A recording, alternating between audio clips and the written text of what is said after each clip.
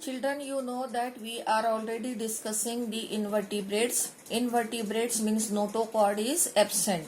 And invertebrate can further be divided into various phylum from phylum Porifera to phylum Echinodermata. Okay. And in each phylum, we are to specially focus on their special features or their characteristics feature. Like phylum Porifera has the porous body. The member of phylum Porifera possess porous body. They are diploblastic, they are asymmetrical, and cellular level of organization is there. After that, I am just giving you some revision of the previous classes. Then it comes the phylum Coelenterata. In phylum Coelenterata, they are diploblastic, but a third layer, slimy gelatinous layer is formed, that is what? Mesoglea. This evolution has taken place in coelentrates. Nerve network is also formed. This also again a evolution in case of coelentrates, but they are diploblastic considered as, and water canal system is there in both the classes Porifera and Coelenterata. Then it comes the class Platyhelminthes. Platyhelminthes is characterized by the flatworms. Platy means flat and helminthes means worm. They are triploblastic. यहाँ से triploblastic has started. Body wall has become 3-layered. Number 2, organ level of organization is there. In previous class of Coelenterata, tissue level of organization was there. And before that in Porifera, cellular level of organization was there. Now here the organ level of organization is there. Nervous system is little bit formed in the form of ventral nerve cord. Okay, and they are acoelomate animal. Body cavity is not formed, it is absent. Then it comes nematoda, in which Ascaris belongs to. In nematoda, there is a organ system level of organization. They are triploblastic and a false body cavity. Pseudocoelom is form. तो कितना improvement हुआ? Organ system level organisation बन गया और they are सीडियोसिलोमेट, यानी कुछ body cavity भी बनना शुरू हो गई है. तो they are pseudocoelomate animals are there. Okay, then it comes Annelida. अब Annelida are characterized by true coelomate animal. They are triploblastic, first true coelomate animal, and ventral nerve cord is there, and nervous system is also formed in the form of paired ganglion and ventral nerve cord. Circulatory system is also there. Excretory organ is nephridia, and parapodia in nereis and are there. They may be some parasitic also. They are free living also, and that way their body is segmented. Metameric segmentation is there. Their excretory organ is nephridia, and CT are the locomotory part of the earthworm, and parapodia are the locomotory part of the nereis. So that way they are mainly characterized by their coelom. They are true coelomate, and rest of the characteristics are there. Then yesterday's last class was class Arthropoda, or sorry, phylum Arthropoda. Arthropoda means animal with jointed legs, and they have open circulatory system. That is the special feature of this class.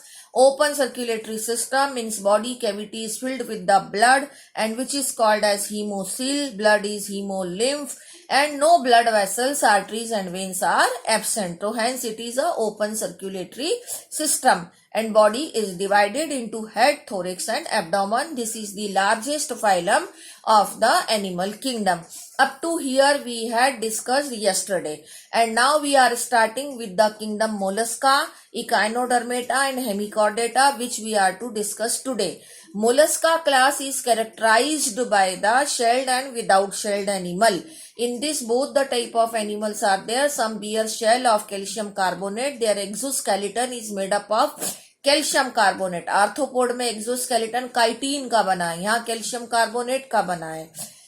दूसरा special feature यहाँ पर ये है कि this is the second largest class of the animal kingdom. They are totally terrestrial also, and they are aquatic also. Not totally terrestrial, they are, some of them are terrestrial, some of them are aquatic. Organ system level of organization is there. They are triploblastic, they are bilateral symmetrical, they are true coelomate animal. Their skeleton exo is made up of calcium carbonate. Their body is unsegmented. Their body is divided into head, visceral mass and hump. and that visceral mass or hump is covered by a soft spongy layer called as what? The mental. In between the mental and visceral hump there is a mental cavity in which the gills are present, which performs the function of respiration and excretion both, and foot help in the process of locomotion. Circulatory system is again open here, and respiration and excretion I have told you it is performed by the gills. Their development can be direct or indirect both, and their larva is called as what? Their larva is a special larva which is called as the Glochidium larva, the Trochophore larva or Veliger larva. They are, sexes are there separate, that means they are unisexual, and their fertilization is internal. Okay, and in this the most important feature is in their digestive system a rasping organ radula is present. That is their most important feature. Then it comes class Echinodermata, as the name is representing. Echinus means spiny and dermata means skin. Their skin is spiny and made up of calcium carbonate ossicles. These animals are radially symmetrical, but their larva is bilateral symmetrical. Okay, their body wall is again triploblastic, and they are true coelomate animal with open circulatory system.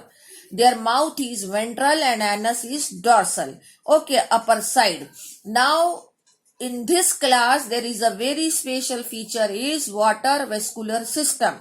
Water vascular system means water canal are radiating in all their arms, which are performing the function of transport of food, and vascular that means the oxygen transport, food transport, and it is performing the function of locomotion also, because the tube feet are the locomotory part of the animal and which are the part of the vascular system itself.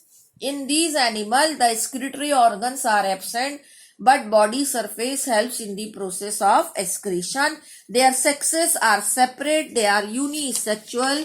Direct development is not there. Indirect development with the help of free living larva, Tornaria larva, is there, which is bilateral symmetrical.